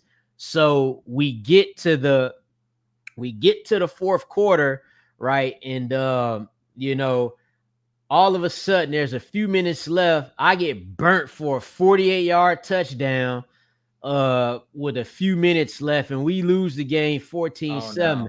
Not to mention, I sprained my ankle the next play. So I couldn't even use the injury as an excuse because it didn't happen until after I got burnt for the touchdown, right? So I sprained my ankle badly, and I probably shouldn't have been playing. The next week, I do play, and I'm playing about 20 yards off the wide receiver the next week from the cornerback spot. And it was an ugly situation, man. And by the way, on the other side for Western Carolina was current Syracuse head coach Fran Brown. He had a great day, 9 tackles, 2 picks. All I got was a sprained ankle, and I gave up a touchdown. So that day sucked. But here I am as a fantasy analyst, so it's all good.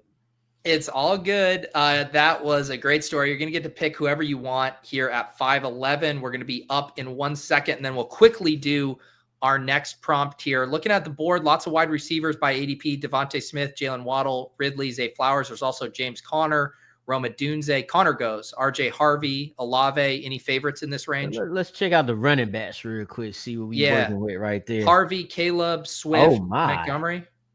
Damn, we that deep. Give me let's go with DeAndre Swift. DeAndre Swift, come on down. Gonna put him in the queue. Here's our next one. Cue McBride. Lawrence must discriminate whether 3+ of 5 images are of a car ride or a die to take who he wants. Ride or die. This is multimedia here. You'll see what I mean. Now, what McBrides are available? I guess it has to be Dwayne McBride. So here we go. We're going to move quickly here because we got these multimedia. Is this a car, a ride, or a dice? This is tricky here. Think that's a dice or a car? That's a car. It is a dice. Oh, okay. no. Well, for what? Here we go. Number 2. Is this a dice or a car? Well, now I'm going to just go with car. You're right. You got it. That is a car there. One of two. Here we go. We are going to call this a dice or a car. I'm going to go car again. You're good. 2 of 3. 2 of 3 right there. A Tesla. Number 4. Dice or car? Definitely dice. That's like a nailed it. All right. You have crushed it. Final one here. You've only missed one. Is this dice or a car? They trying to trick me. That's a car. Wow. And you knew they were trying to trick you. The polka dot car. Well done. 4 of 5 there. You get to take who you want. Devontae Smith, Waddle, Ridley, all these wide receivers still here. Let's go with Waddle. There's a little value right there. That's right. You don't have to take Dwayne McBride, Jalen Waddle. Yeah, well done on ride or die. Did you get tipped off by Matthew's ride or die early, or was that a surprise to you as well? It was a surprise to me. I kind of like it that way. Just kind of like, trying to guess to see who he gonna pick. I think he picked a good one in Amari and Hampton too. Who would be yours if NBC said, you know what? Forget Matthew's ride or die. We want Lawrence's ride or die this year. Who would it be? I actually pitched to him to go with Justin Fields. So I would say Justin Fields would have been a ride or die because I think he qualifies for it. And he also kind of in a situation where he could be that guy. Yep. Yeah, I remember last year in the newsletter, I thought my prediction was, I was like, he's going to do Jaden Daniels because Commanders fan, super exciting rookie, but he's got a nice hit rate on those ride or dies. He wanted. He said he wanted to take him, but now the people be like, nah, Barry. They be in the comments saying like, nah, don't say you tried to pick Jaden Daniels. Well, he didn't want to take. He wanted to take the safe pick, which was presumed to be Kyler Murray. Yep. But then you get Jaden Daniels having, the best rookie quarterback season ever. I know. Real quick, before we do this next spin, any other interesting things you've seen at Giants training camp? So, I mean, what we all know is that Malik Neighbors is pretty damn good, but I don't think folks really will see how good until they get on the field. We saw him go for 109 catches and 1,200 yards with them booty quarterbacks last year. I think with at least a mid-level quarterback like Russell Wilson, we talking about a guy who could go 1,800 yards this season. And another thing too, a lot of Cam Scatterbo talk. Now he's injured now, so it's easy to say. But even before the injury, I think a lot of people in the fantasy world was kind of feeling like Cam Scatterbo is going to take over that running back position. But, man, it's been all Tyrone Tracy. Yeah, it's definitely going to be like that now that he's hurt. Because when you're a rookie, you're dealing with the hammy. Now you kind of got to catch back up again. saying all that, Cam Scatterboo was looking damn good, and he was going to find himself in the rotation, but it's going to be Tyrone Tracy first. Yeah, and what it was, Scatterbo just playing so hard at practice, right? Weren't they basically saying like you're going to get yourself injured going too hard at practice? He just that type of dude though. I think that's the only way he know. Okay, this actually kind of dovetails with what we talked about at the top of the show. This is called Chill X. Lawrence tells a group of people on X to chill out for some recent bad takes. Otherwise, select Adam Thielen. You got another bad take you saw that you need some people to chill out on? How many people do I got to name?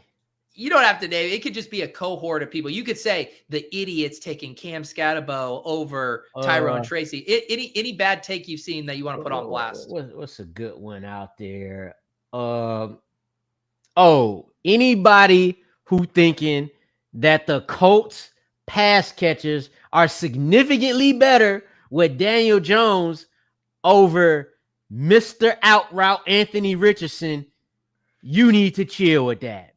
You need to, because Daniel Jones is a 7-8 year veteran whose breakout season was 15 touchdowns. Now, they was in the playoffs and they won the playoff game, and I salute and respect that. So this ain't to Daniel Jones.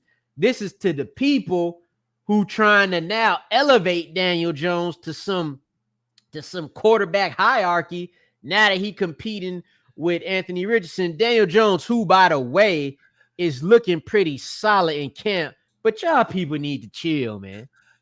I love it. I couldn't interrupt you. I ended up putting Chris Godwin on this team for you. He ain't even playing. I rather would have had Emeka Egbuka right there. Emeka Egbuka's gone, man. Oh, right. He is. All right, these okay. Must be great we got fantasy another players problem. or something. He's not even playing. NBC Sports edging. Q Pop Douglas. Okay, you don't have to call Matthew Berry, but it does say you must call a current or former NBC colleague and together select the next available veteran who they think will erupt later this season. Do you have anyone else you can call other than Matthew? Man, let me see. I'm gonna call Connor Rogers. Oh, there you go. Let's see if he pick up here. And we gotta do what? We gotta pick. Ask him for a sleeper. After a sleeper to select here at pick 86. Yeah. Oh shit! I didn't mean to do that. That's fine. It makes it more. I wouldn't. Has been forwarded to voicemail. Man, he hit the button on me. Oh no! Hold on. Let me get one more. All right, you got 10 seconds. All right, hold on. There you go. Let's see. I think I called back too quick. Oh, we on the clock though? Yeah, you're gonna get Pop Douglas.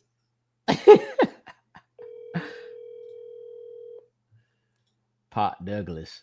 Your call has been forwarded. All right. Wow, this guy's big timing you, dude.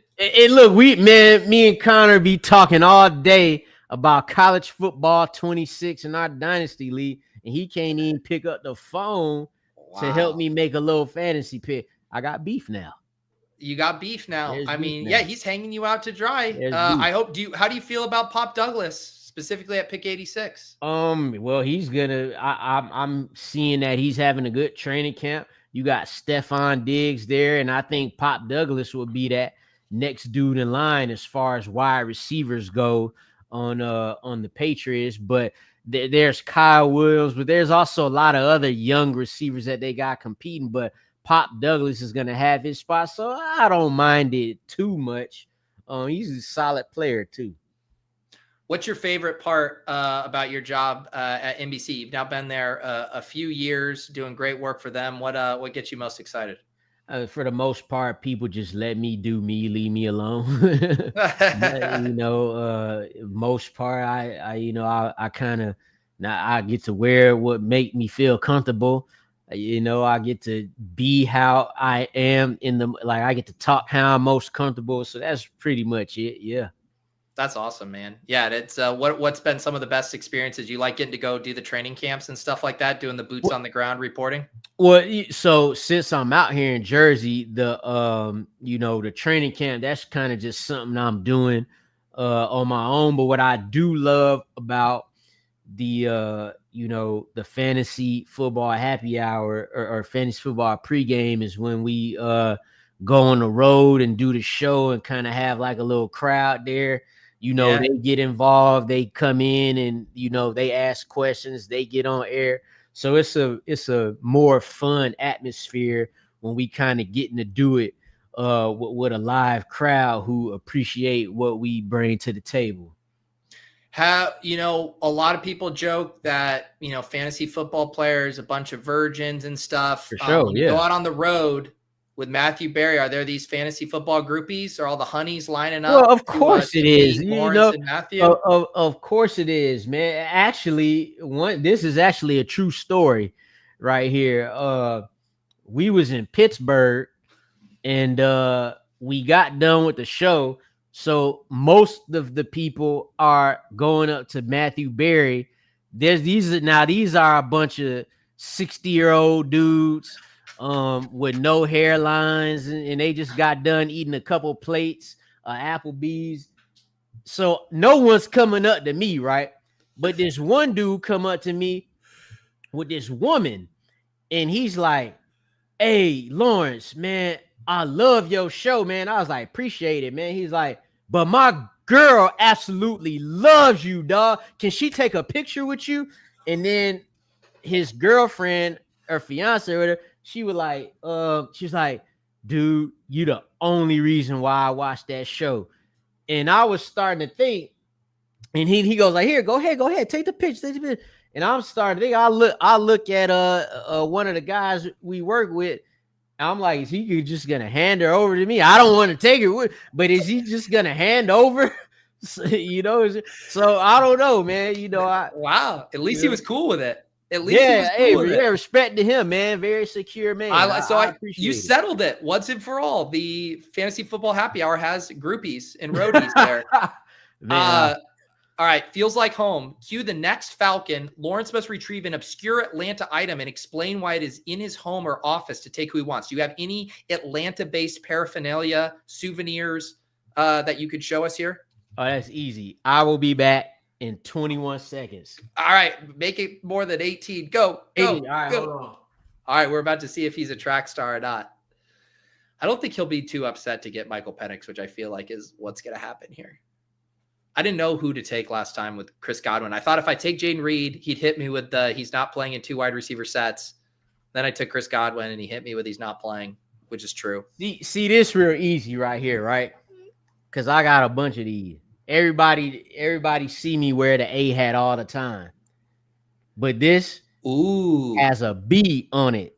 I've seen you wear that. It got a B on it, right? So because I have so many Atlanta hats, like this an Atlanta hat that look like an Oakland A's hat, but it's Atlanta. That. But this hat right here is the Brooklyn Braves. So before they had to become Atlanta, they had to be Brooklyn. So and I had this one for a minute. So I consider that Atlanta gear right there. Oh, for sure. Unfortunately, you didn't come back in time, so you did get Michael Penix, but it seems like you're into that. We have our next prompt, though. Okay, I'm going to cue the next giant. All right, you need to guess, or I need to guess how many teams you have drafted on Underdog or DraftKings, doesn't matter where, plus or minus. You need to tell me right now. I am going to guess that you've drafted 6 total best ball teams this summer. Am I within 10? Yes. How many have you drafted, would you say? 1. Okay. I thought it would be a little bit low. All right. We get to pick who you want here.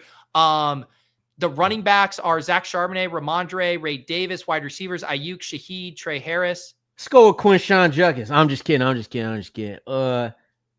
weren't kidding. You can't joke with me. 2 seconds on the clock. I just put Judkins. Oh, you can't joke with me like that, dude.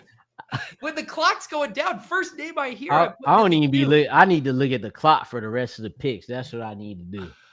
Oh my goodness. Okay. Well, we did add Quinshawn Judkins. Let's do a quick team recap here. Josh Allen, Michael Penix, Jonathan Taylor, Braylon Allen, DeAndre Swift, Quinshawn Judkins, Drake London, Jalen Waddle, Chris Godwin, Demario Douglas. Solid. I mean, it is solid. Do you consider yourself a an optimist? Is everything half glass full for you, Lawrence? Yeah, definitely. For sure. I like that. Yeah. I like that. That's why I'm here, Pete. That's why I'm here. What's the I saw you posting some track videos recently. Did you do track in college as well? Yeah, I did track only 1 year because the two sports I thought track had become lame, but it was a real big part of my sports childhood growing up. But I did it 1 year in college, and once I didn't get no faster, I just stopped running. That's how that went there. What was your event of choice? Well, not a choice. The 400 meters. I don't even think 400-meter runners like the 400 meters, because it's definitely the hardest race to run because it's the longest race that you run the fastest. That last 100 meters, the lactic acid build up, and you feel like you got cinder blocks on each leg as you run down the final straightaway. So it's definitely that, though, if track has tough guys, which they don't, but if they did, they're the 400-meter guys. What was your PR in the 400-meter? 48 seconds. Dude. But you're talking about what I'm seeing nowadays. I seen a kid go 48.7 in the 8th grade. This is me in high school, you know? I ran it sub 60 once, and I thought that was incredible for me. Hey, so that's decent. That's decent. That's what I'm trying to get now. If I, all right. Cue the next jet. Okay, this is multimedia here. You're going to need to match jersey numbers with 2 of the 3 players here to take who we want. So this will make sense in a second. This is called jersey. Here's the jersey clue. So it's Jabril Peppers, Joe Flacco, Justin Herbert. Can you match up their numbers correctly? It is light work. Peppers is 5, Flacco 15, Herbert 10. Too easy. Nailed it there. But you know what? We needed an easy one in here to help us set up the second prompt. So we got time to spin here for the second prompt. You'll get to pick who you want first go around. Finally getting back on track here. Cue Felipe Franks. Yeah. Okay, this is coming after the Kyle Pitts song. Can Lawrence kind of improvise a motivational song for the Falcon he hopes who will take off this year, or draft whoever? Do you got a bar for us on a Falcon? Felipe Frank, please don't tank. Gotta go get some points or smoke the dank. I like that. And just please don't smoke the dank until you get those fantasy points. Otherwise, you got to get the points. Okay. Then you smoke. Yeah. That was a bar. We now get to draft whoever you want. 2 picks here. Running backs, Ray Davis, Tootin, Sampson. We ain't Benson. got no tight end yet, right? Nope. No tight ends. Kincaid, Goddard, Ferguson, Kyle Pitts. Oh, no, man. We could wait on that. Let's go with Jaden Blue. Okay, I like it. Can I get this in time? Yes. I was just writing about Jaden Blue in the Fantasy Life newsletter yesterday. He seems like he's ready to take over that backfield. Yeah, he'll get there soon enough for sure. All right, we do get to, because you accomplished both of those prompts there, the jersey match as well as the Felipe Frank song. You're going to get to take whoever you want with this next pick. Do you want to look at tight end again? Yeah. Let's do it. Let's go with Dalton Kincaid. Let's give that young man another shot. Still not a Khalil Shakir probably lead the team in targets, but still not a real a true top tier X out there. So Dalton Kincaid, stay healthy. He could do a little something. All right, here's the team through 12 rounds. We got and I completely forgot. We had gotten Josh Allen, so you get the Josh Allen to Dalton Kincaid connection. Yeah, there we go, right there. Yeah, and you also have that's exactly why I did it. Yeah, that's right. That's right. The 5 running backs: JT, Braylon Allen, DeAndre Swift. The Quinshon Judkins joke that didn't become a joke. Jaden Blue, Drake London, Jalen Waddle, Chris Godwin, Demario Douglas, Dalton Kincaid. So you don't dabble too much in the best ball streets. Nah, not that much. I'm in 3 best ball leagues. So that's pretty much how much that's how much I mess with it. But I'm definitely not one of the I might do some mocks here and there, but I'm definitely not the guy how y'all be doing like 200 of them or maybe more. Y'all might do 200 a day. I don't know how that go. I know my man Kyle Dvorak is a best ball phenom over there. You know, he got that on lock. Yeah, I had Kyle was on the stream on Monday drafting with me. I'm telling you, it's a slippery slope. You know, I'm impressed that you've only done one. If you get to 3 or 4 or 5, then that becomes 15, and then that becomes 100. Exactly. You know, it's just like I'm one of the few people in the world nowadays, it seems, who don't play golf, right?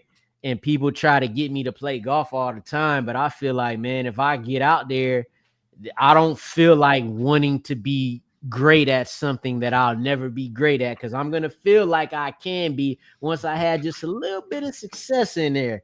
You know, so I'm good on golf, man. I'd rather just play college football 26, EA Sports, we in the game. I was going to ask you if you had any hobbies outside of football, video games. Is that the go-to? Really just that game. I'm not like a gamer. Now I play that. Then I gotta pump the iron. You know, we gotta get buff out here. You know what I'm saying? And then other than that, I don't do that much. That much. Hit them weights. Do a little running here and there. You know, eat some burgers. You know, other than that, man, I'm kicking it. All right, this is an impromptu question before we spin. This is fuck, marry, kill the social platforms: X, Instagram, or TikTok. Which one of those are you doing what with? I guess I'll kill TikTok because that's the one I got the least success on or views or whatever. And marry, what's the other two? Oh, marry, fuck. Yeah, one night stand with one of them and then marrying the other. You know what?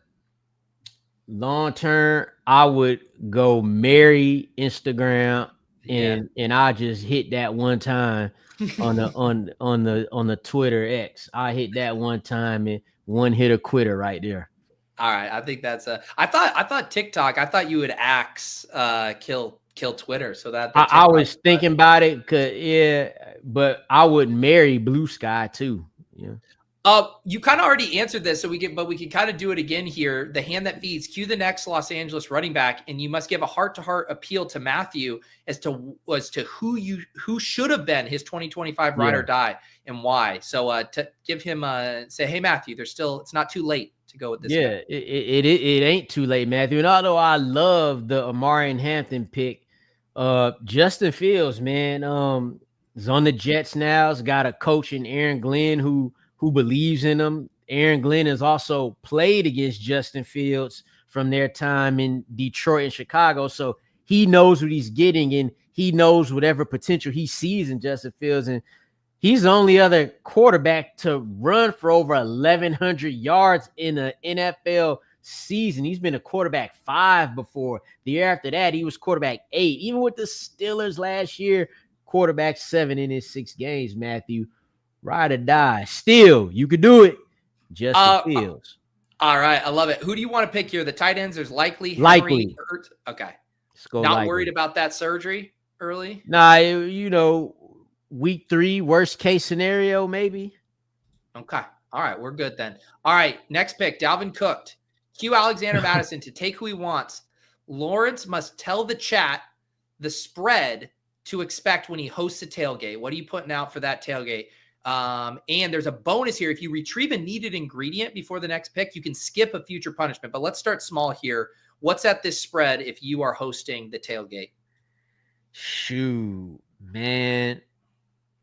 Probably some grilled salmon. Ooh, this is a fancy tailgate. Some garlic knots. Okay. A margarita pizza for the folks who like that. If you're a pizza guy, because if I'm gonna eat pizza, it would be that. Let's see. So we got 1, 2, 3. We're gonna have some burgers and some dogs for the ratchet folks.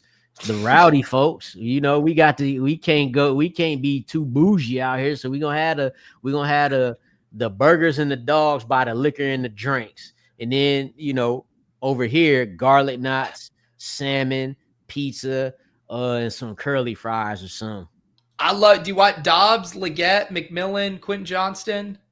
You know what? Give me McMillan because we got Chris Godwin. So if that don't work early, we just throw McMillan right on in there. Yep. I like where your head's at. Unfortunately, my fingers were not there in time. Yeah, well, we ain't drafting your fingers. You're right. Pause. I was too busy thinking about chicken fingers at your tailgate with my actual fingers. Man, I will just say that was an ambitious spread. I mean, I feel like it's hard. I mean, you're going to be in the kitchen all morning before that tailgate trying to get all that ready, man. You have to, because everybody be complaining. Everybody, so if you hit all areas right there, you know, you be all right. All right, there you go.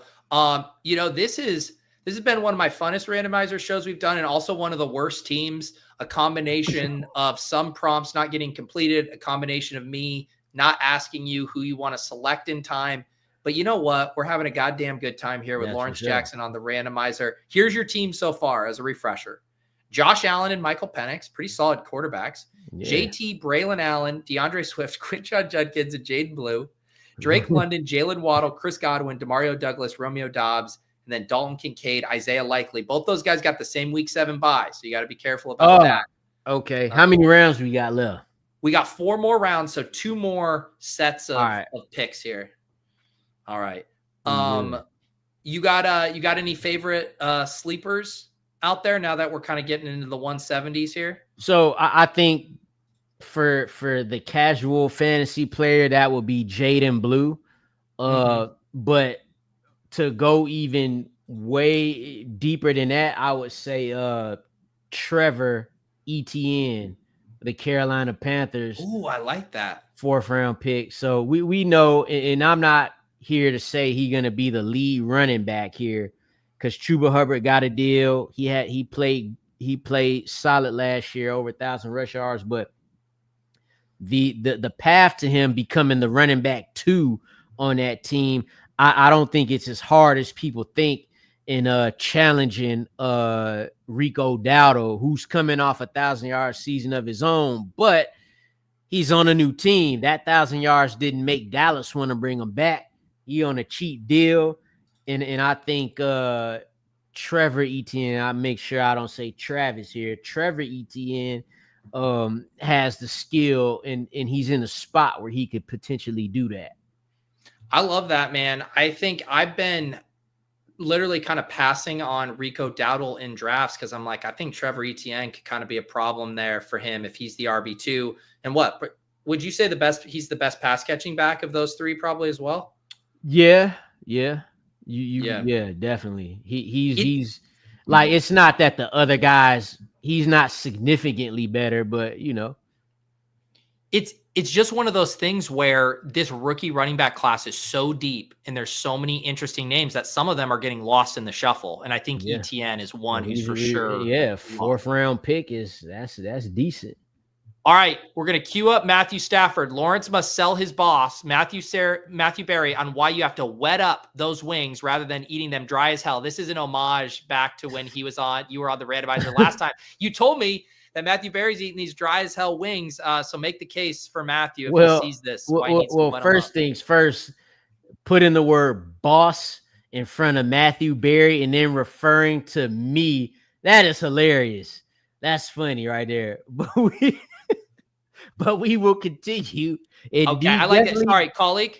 He did, yeah, for sure. Okay. But he gotta. Oh man, I just know he gotta wet up the wings. I don't know. I feel like I shouldn't have to convince nobody to do this shit. Like, don't eat them dry unless they, extremely moist off the grill or wherever the hell they coming up off of. Right. What's your go-to rub? What would be your favorite? Probably honey barbecue chicken wings is good. Or if they are playing, dip them in some ranch or something. Okay. Just a little dab. It ain't got to even be nothing crazy. But I don't know if I can sell them. Okay. I'm going to still let you get the pick here. Thielen, Thornton, Alec Pierce, Michael Wilson, De'Ami Brown, Jalen Knowles, Slayton, Royals. Let's go tight end again here. Yep. We on tight end. Gesicki, Taylor. Let's go Mason Taylor. Yeah. All right. Even with that ankle sprain? Yeah. As long as he ain't got a week 7 bye. He does it. He's 9. All right. Week 9. He week 9. So we good. We just need him back fully healthy by week 7. That's the okay. Here we go. The next pick here, the sprint, Hugh Hollywood Brown, he's gone. To take who they want, Lawrence and Pete must provide color commentary over Lawrence's Instagram post on Cooper. How do you pronounce this guy? Lutkenhaus? Lutkenhaus. Okay, let me get this up here. Lord, don't lose Instagram. That's your Instagram handle, right? Yes, sir. Okay, let's see here. Let's get pulled up in here. And let's see. Here we go. All right, color commentary. Tell me what we're seeing here. Oh my God, we got Bryce Hopple. He's battling, but here comes the 16-year-old phenom, national high school 800-meter record holder, Cooper Lutkenhaus. He's gonna make the world championships. He is white lightning past that finish line. The kid is serious. He's only 16 years old, running a 142, fourth fastest American ever in 800, period, regardless of age. Cooper Lutkenhaus, you are that guy, young man.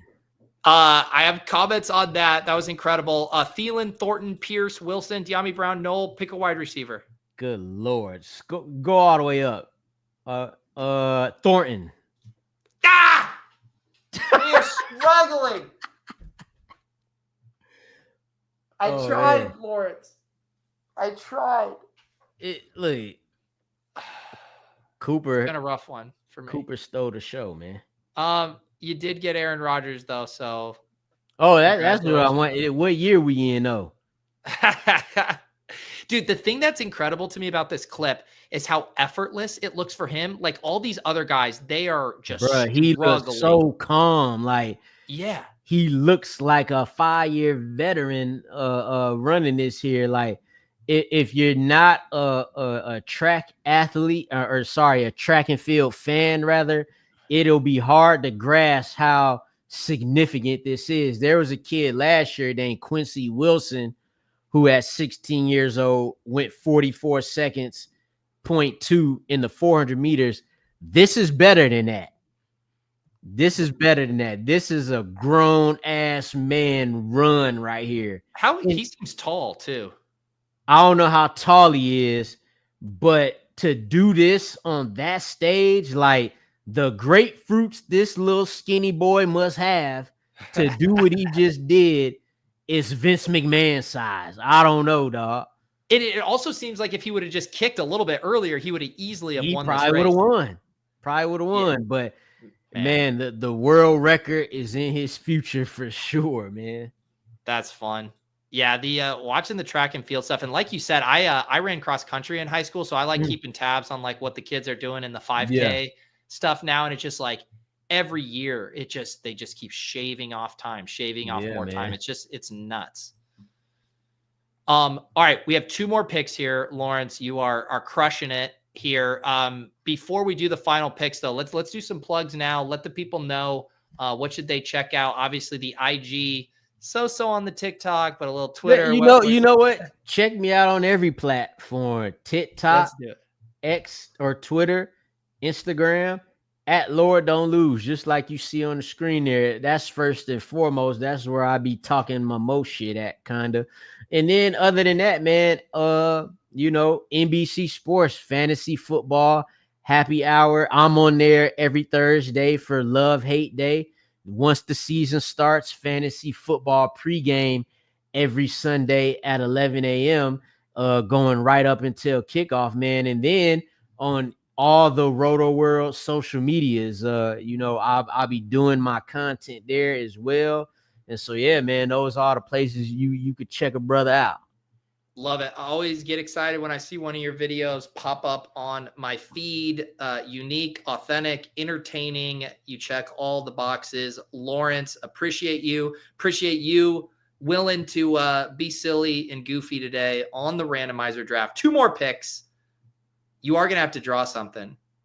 Can you draw something for me here? Pictionary part 2.